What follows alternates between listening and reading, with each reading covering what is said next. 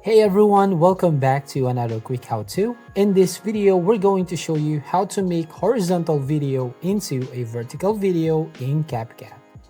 Well, basically, this is just a simple tutorial, so let's get into it. So first of all, open your CapCut app, and then here you just need to add the video that you want to edit. And the first thing that you're going to do here to make your horizontal video into vertical video is by going to clicking on this button here, which is ratio, as you can see. So if you click on this one, currently this video is on original size, whereas it is on 16:9. Now to make it vertical, you just need to choose here 9:16. So if you click this one, as you can see, this video has changed into a vertical video, and just need to zoom in to make it fit into a frame.